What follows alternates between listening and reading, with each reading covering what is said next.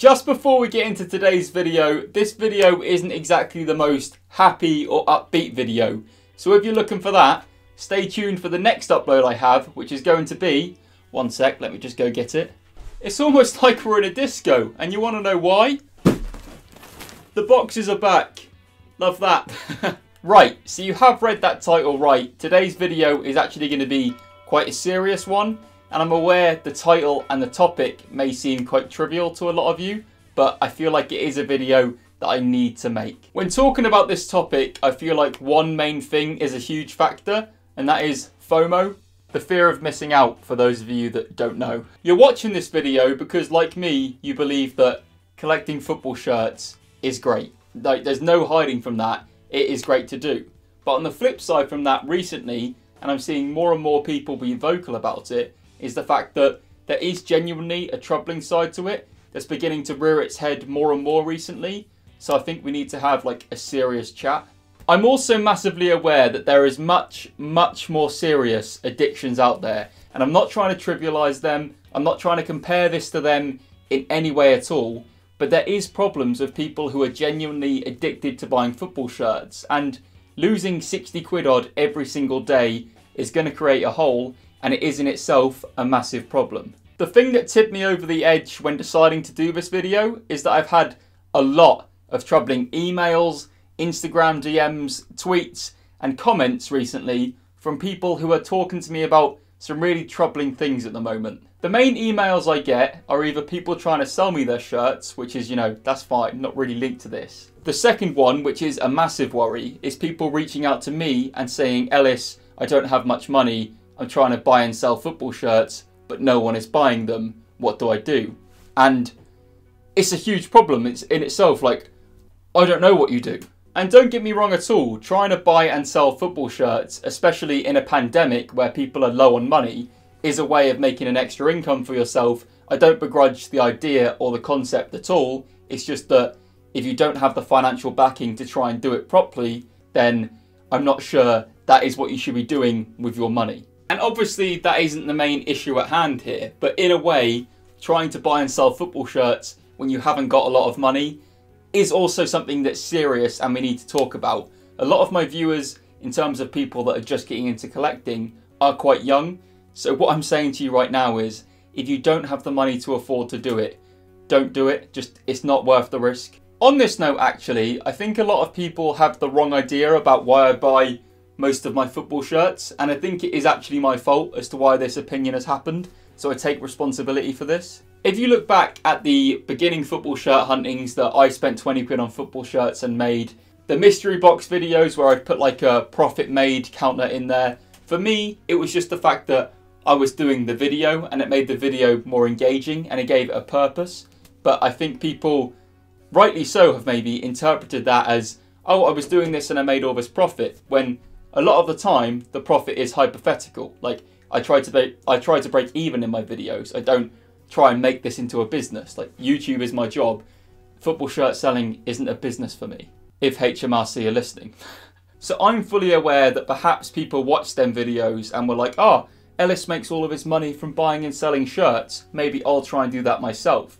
But that isn't the case at all. Like, my main income is YouTube. This is my job. Like, this is how I afford to live. Also, at this point in the video, if you are someone who is having trouble and is buying too many football shirts and you can't seem to stop yourself, stay on, because we're going to tackle that in more detail, like, as we progress. Continuing on in terms of the role that I play in this, like, in my videos you'll see me buy shirts from between £20 to some that are like £200, £150, and I don't want that to present an image that, like, this is the norm and this is what loads of people do. I'm very fortunate to be in a position where this is my job, and part of my job is that I buy football shirts. So this is not the norm. Like, don't try and spend what you can't afford to try and keep up with maybe what I'm doing. There's amazing football shirts for £20. There's amazing football shirts for like £12. And then there's some that are also amazing for more. But that doesn't mean you shouldn't spend what you can't afford. Only ever spend... went Italian. On the ever spend. Only ever spend what you can afford. I know it sounds simple, but for a lot of people, that is a struggle. We're also in a pandemic where people are trying to find a vice to keep them occupied, keep them going and help them pull through this. But what I'll say is, you don't want to cripple yourself financially for when we're eventually out of this either. Let's talk about FOMO then, or once again, the fear of missing out. FOMO is essentially when people rush into buying a shirt needlessly, whether it's because they've seen people raving on about it on social media, seen people say, this shirt will sell out quickly, or another key one is when there's a sale. When there's a sale on a shirt, people sometimes feel obliged to buy it just because there's money off it. And this is actually probably the worst case for it at the moment. Social media is obviously great. It's how I got my job. But on the flip side, it can also be horrible, especially if you're addicted to something and it's rammed down your face all the time. It's very hard to resist, especially if people are like, bought this shirt in the deal. Can't believe we're getting this shirt so cheap. Can't believe this shirt's just been released. It's so nice. Get it now before it sells out. It's everywhere. Like, social media is rife with it. Perhaps the worst thing with FOMO is the feeling that you have to have a shirt. If you buy every single shirt that's released, one, where's the great feeling with having it? And two, what are you going to do with them all? We've all been massively susceptible to FOMO in the past as well. It's the reason I'm wearing this shirt. This shirt was announced as a special edition shirt from Roma in collaboration with Braindead. And I was like, oh, that looks a bit like the shirts from the 90s. I haven't got a long-sleeved Roma shirt from the 90s, even though I really want one. I'm going to have to rush and get it. It will sell out rapidly. I spent £110 on it. It is quite nice, but it's not as nice as the ones I actually wanted from the 90s that the team wore. And free is still on sale, so it's going to go on sale for cheaper probably. So, you know, FOMO gets us all. I'm fully aware there's going to be a chunk of the audience saying this. This guy is actively the reason why loads have spent money on shirts they wouldn't have otherwise. And in that fact, to be honest, I can't really say otherwise. Like, I've had so many companies reach out to me that I've never worked with and say, due to the back of my videos, every time one goes up, they do so many more sales. So, yeah, I'm an influencer. Like, it's in the name. Like, you influence. It's cringy though, isn't it? Why are you red? I'm talking about the fact I'm evil. My message is well and truly, only ever spend what you can afford. If you can't afford a shirt, it will probably be there in 6 months' time, maybe even in a sale. Like, shirts are so mass produced that it's very rare that one becomes impossible to get. Maybe you'll even have to wait a year for someone to sell it on eBay cheaper or something like that. It will always come up. 99% of the time, it will come up for sale again. You won't miss out. A great example is these shirts that were made like 20, 30 years ago. You're able to get them still. Maybe the price is a bit higher for these. Yeah, that's an awful example. What I'm trying to say is, these pieces of clothing are produced probably more than most other pieces of clothing in the world. They will still be there, even if you don't get it the day it comes out. What's a happy colour? Is green happy? Oh, no, that's green. Shrek. Yellow. This is basically what my advice boils down to. Set yourself a budget, whether it's weekly, monthly, or yearly. Make sure you have a budget. It will be easier to stick to, and it will help you to decide which shirts you really want. Only buy shirts you absolutely love.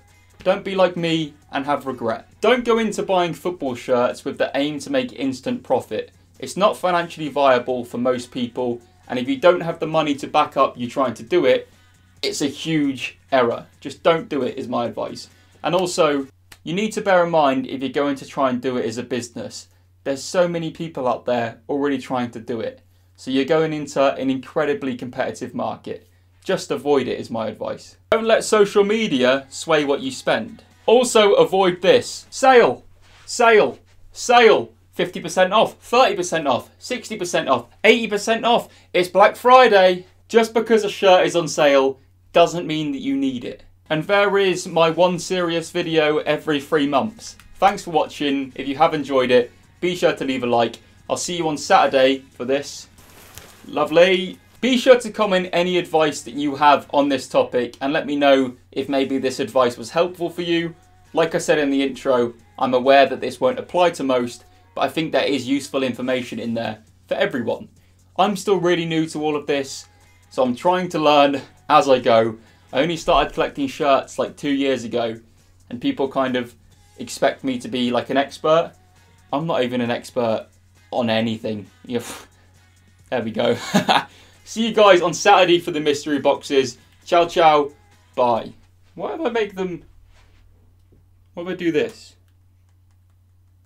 Oh, yes. Welcome. Dun, dun, dun, dun, dun, dun, dun.